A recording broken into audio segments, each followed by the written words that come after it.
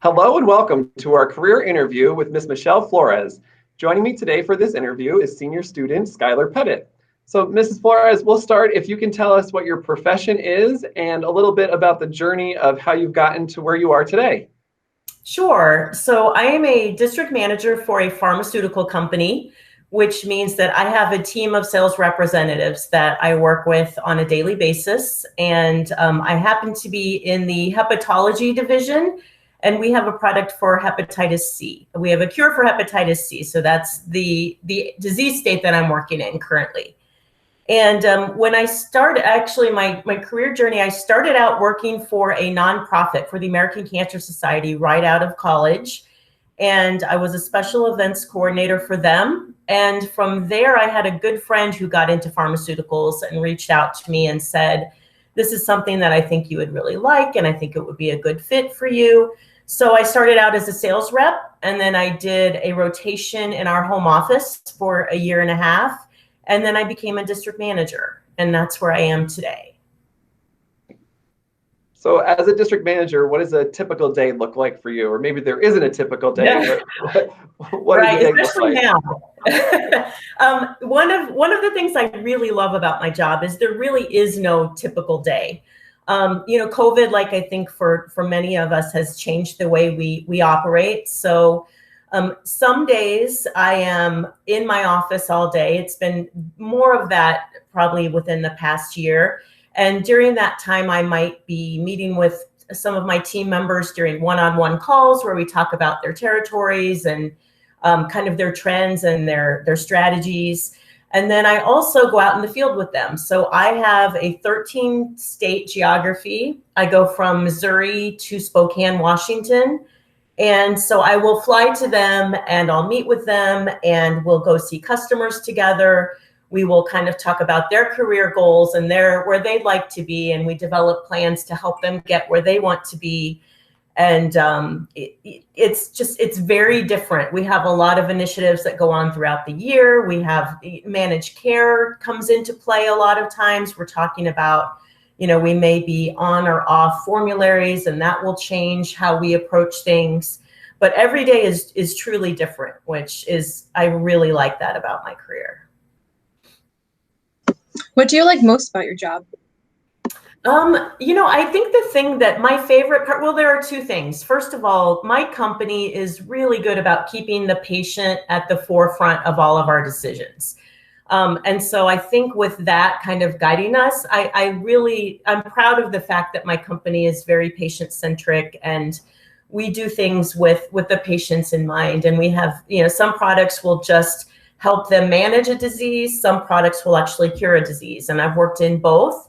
But it's the impact that we can have ultimately on the patients that I really like. That's one aspect of it. And I think the other aspect is helping my team members get to where they want to be. And while it's hard to have a good person leave your team, that's always kind of my goal, is that my good people will leave my team and will go on to find other opportunities within the company, whether they want to be maybe a district manager themselves, or sometimes they may go into training or marketing, but kind of just using their sales rep position as a platform to figure out really where they'd like to be long-term. And some of them, it is sales rep. Some of them like to be a sales rep and want to stay that way until they retire. And so finding ways to challenge them and make it new and interesting for them and in that same job that they want to be in is challenging as well. So those, I think, are the two areas that I like the most. What kind of skills are needed for this job?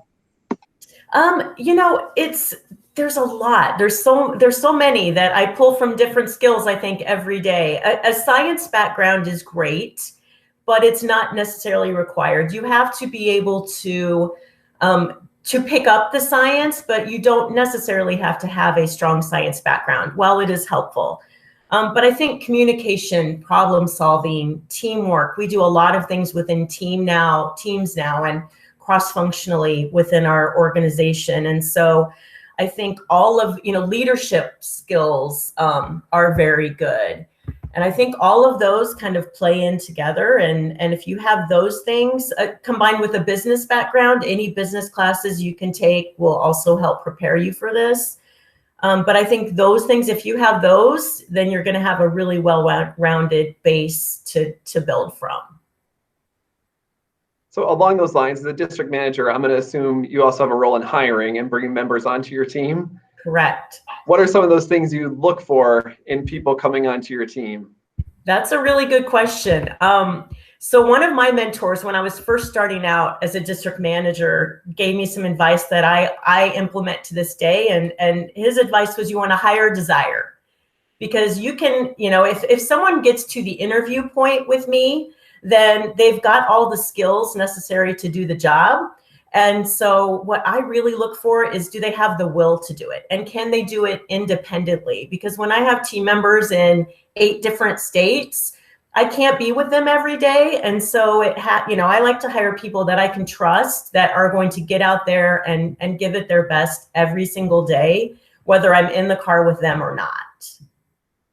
That's my number one thing, is desire and the will to get it done and to find a way. I like that phrase, hire for desire. That's right. Keep that one in mind. So what are some challenges that you face, whether it's on a daily basis or just bigger picture as you work through your career? What are some of the challenges you faced? Sure. I think big picture access is always a challenge. When physicians are very busy people, and it's hard to get time with them until you earn till you build that relationship and earn that trust with them. Once you do that, it's very easy, and physicians will welcome us into their office. But for a new representative just starting out who doesn't have those, it takes a lot of time and a lot of energy and a lot of focus, and really the right approach. We will never know more than our physicians do about science and medicine, but we do know more than they do about our products. And so it's positioning that information in the right way that's going to help them better treat their patients. And so I think that's probably the biggest challenge. And then this year, where we've gone to many of our appointments where they used to be live, we would just walk in the offices, now they're virtual. So I think this year in 2020 was a big shift. Both us and our providers had to switch from the way, like you got, academics is the same in school. My kids in school has been the same thing, where everyone's kind of trying to figure out how to best navigate these waters and still give everyone, a great experience, but in a different way. What advice do you have for a student who wants to go into this profession? Are there any kind of classes they should take, or any other kind of advice like that? Sure. So I think just an advice of someone who wants to do this is definitely take some science classes. If you don't like science, this probably isn't a great job fit for you. Business classes. I had some leadership classes in college that turned out to be very beneficial. And then just, I think, generally speaking, whether you're in high school or whether you're in college, expose yourself to as many different types of people and groups and activities as you can. The world is evolving, and business is evolving, and our customers are evolving, and our workforce is evolving. And so I think the more you can expose yourself, as much as you can expose yourself and immerse yourself in when you're in college, will give you a great base of business to interact with a lot of different types of people, and make you comfortable with whatever type of person is going to come across your path, both within the organization and then with our customers as well. I think it's really important to kind of have that mindset of, I'm going to learn as much as I can, as quickly as I can, as often as I can, and really seek to understand those who are the same as you and those who are very different from you as well. I think probably with any career, that is good advice, but I think, especially for my career, we make it a point to build different teams of people with different backgrounds and different perspectives and different ages. And I think that just starting doing kind of that mindset now will help you in the workforce later. So my last question is, are there any misconceptions that you think people have, either of pharmaceutical or pharmaceutical sales, that you think kids should hear, like an alternative side or just a shift to what that misconception might be? Oh my gosh, there's so many misconceptions. I'll try to think quickly. I think the misconceptions that there is for pharmaceutical sales is that the reps are all about money, and big pharma is bad, and it's big pharma is a machine that doesn't care about patients, and all of that is incorrect. And I think sometimes you have to be truly immersed in that to truly see. But I think I'll refer back to how I said earlier about really the patient is our focus in every franchise of this company and every company. And drugs are expensive. They are. That's not a myth. They are expensive, but there are so many resources out there for patients who can't afford our therapy, whether they have insurance or whether they don't.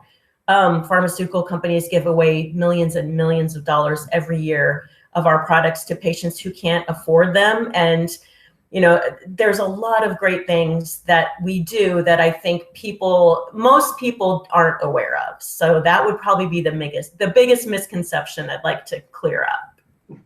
Great. So we're coming to the end of our time. Is there anything else, Ms. Flores, that you would like to share with students who will be watching this that we didn't ask or we didn't get to? I don't think so. I've been very fortunate that I've been in this career for 25 years. I started shortly out of college. I was just a year and a half out of college when I started. And it's a career that can take you in a ton of different directions, whether you like the sales side or the training side or the marketing side, or, we have attorneys that work for us. And so getting on with a pharmaceutical company is truly an opportunity, not just to be in the field and sell, if that's what if you choose that you'd like to do different things, but you could truly make a very diversified career by getting in and working hard and making a name for yourself within the company. It opens a lot of doors where you could have a really long career and do a lot of different things. Great. Well, Ms. Flores, thanks so much for your time. We really appreciate it. Of course. Thank you, guys. And good luck, Skylar. Thank you. All right. You guys have an awesome